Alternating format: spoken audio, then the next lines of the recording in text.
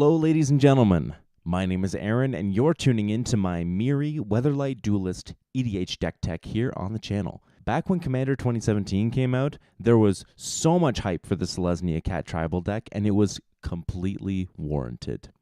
Fresh off the heels of Amonkhet's glorious Egyptian-themed kitty cats, we got some great tribal support for some very deserving creature types, barring the 5-color dragon deck.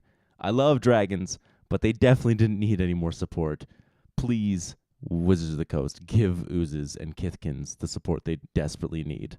I gravitated towards Mirri Weatherlight Duelist more so than the other legends featured in the set, as her combat-centric ability is completely busted. If you had asked me before seeing Mirri Weatherlight Duelist how much mana should be paid for a 3-power first-striking creature that has a more powerful version of Crawl Space tacked onto it should be, I would probably say around 5 to 7 mana. Mirri costs 1 green, and 1 white. So not only does she completely dominate the combat steps so long as she's able to attack or tap herself, but she can come out swinging on turn 3, perhaps sooner if you have quick ramp. Mirri shines best when other creatures can attack alongside her, giving your opponents a lose-lose situation. Block Mirri and let everything else through, or block the more serious immediate threat and let Mirri do it all again the following turn. So I'll be breaking the themes of the deck down into 18 categories that you see in front of you, and I'll be discussing the lands this time because they are ultimately important in any green deck's overall effectiveness. But firstly, we'll talk about the equipment and Voltron category.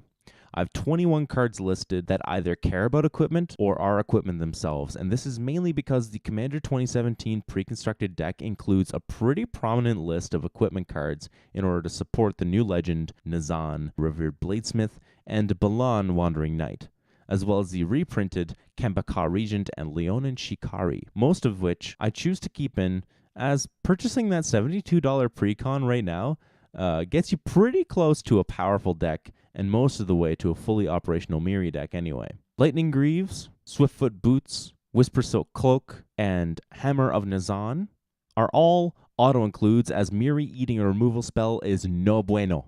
Open the Armory, Stoneforge Mystic, and Sram, Senior Edificer, do incredible work in tutoring for the equipment we may need at any given point, as well as drawing cards for playing our equipment. Powerful equipment that we run include Trailblazer's Boots, effectively granting unblockable, Argentum Armor, giving a big buff and removal a la Annihilator, and Kusari Gamma, totally disregarding the fire-breathing effect on this card. The ability to nuke the board when the equipped creature deals damage to a blocking creature is insane when paired with Mirri's effect of only allowing 1 blocker, along with, Death Touch and Lifelink from Basilisk Collar. It's completely busted. Now, we will move on to categories that I'd argue better suit Mirri. So, if you're looking to buy the singles you want for an even more powerful Mirri Weatherlight Duelist deck, then I would focus your card choices on efficient token generators and aggressive threats.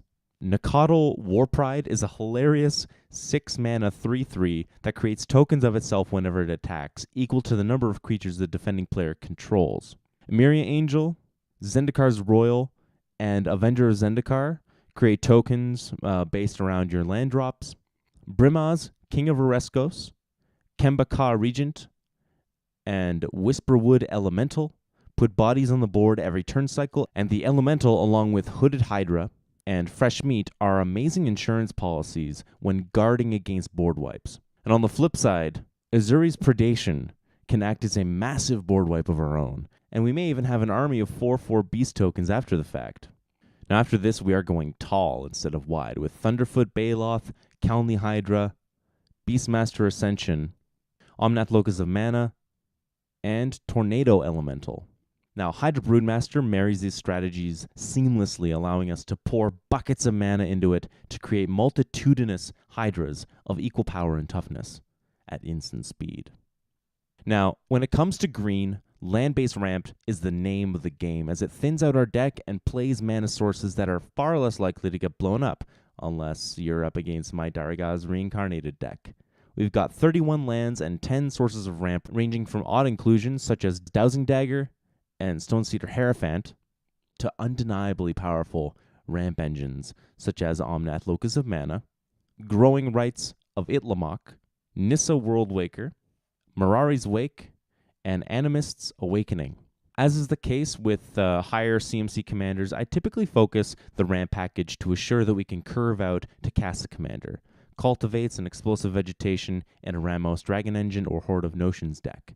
But with Mirri's lean mana cost, I'm happy to play her out on curve and instead have ramp spells that multiply my mana or pump out lands that make more than 1 mana.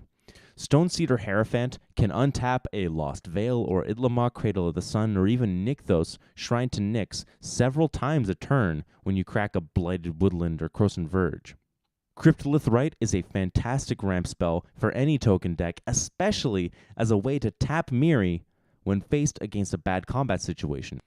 We have a fair amount of utility lands packed into this deck, along the lines of Riftstone Portal and Wooded Bastion's perfect mana fixing, Windbrisk Heights being perhaps the easiest hideaway land to trigger in this deck, Winding Canyons giving our creatures flash, along with Gavany Township and Grove of the Guardian for their proactive combat abilities. When it comes to choosing removal for this deck, the one to keep in mind is that Mirri Weatherlight Duelist's ability can seriously neuter the effectiveness of our opponent's creatures, so we're running removal that can hit different card types.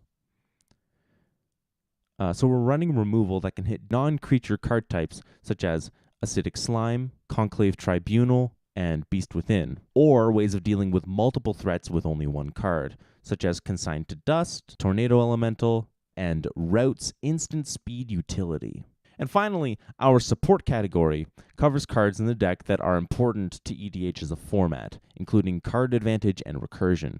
Den Protector and Eternal Witness are unconditional removal effects stapled onto a body, making it much more abusable.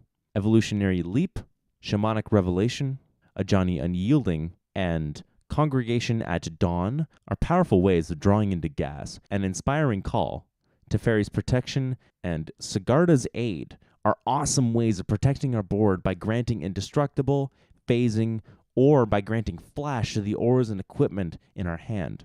Now, thank you all so much for watching this video.